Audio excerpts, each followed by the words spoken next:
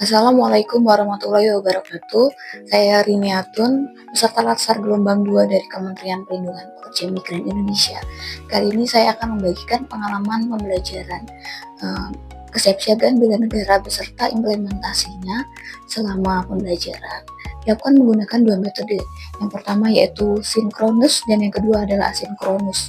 Pada sesi sinkronus, kegiatan dilakukan secara langsung melalui kelas daring, di mana pengampu dan peserta berada dalam waktu yang sama, meskipun bisa berbeda tempat. Interaksi dilakukan secara dua arah antara peserta dan pengajar melalui virtual dengan aplikasi Zoom.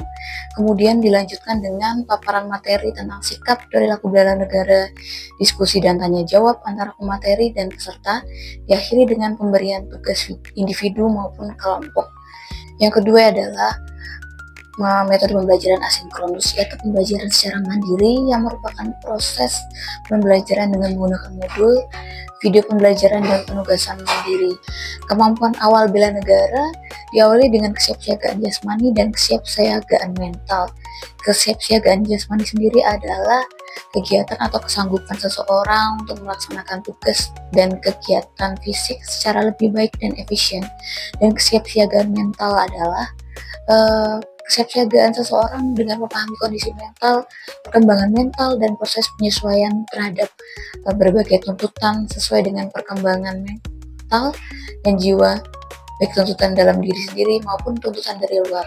Bela negara bukan hanya berarti angkat senjata, tapi juga harus sikap sebagai ASN dalam menjaga kedaulatan, persatuan, dan keutuhan NKRI melalui pengabdian sesuai tugas dan fungsi masing-masing di lingkungan kerja pemerintahan. Implementasi sikap bela negara dapat dijabarkan dalam berbagai aspek sebagai berikut diantaranya. Yang pertama adalah menjaga kesetiaan kepada negara dan ideologi.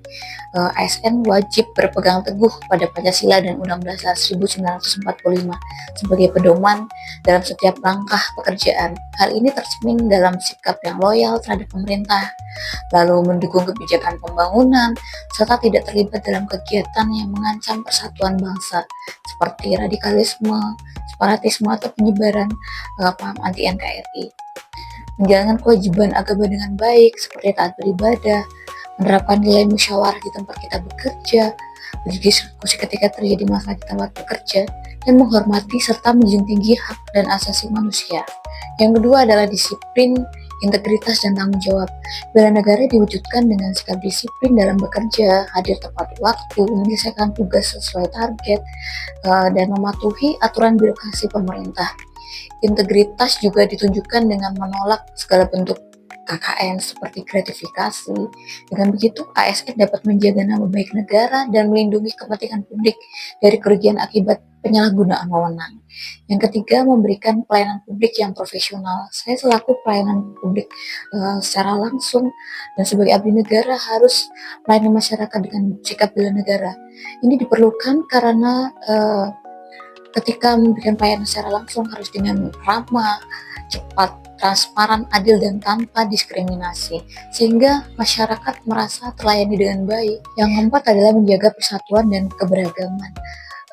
Lingkungan kerja pemerintahan terdiri dari ASN dengan latar belakang agama, suku yang berbeda-beda, sehingga implementasi bela negara ini sangat penting diwujudkan dengan menghormati dan perbedaan suku, menciptakan suasana kerja yang harmonis.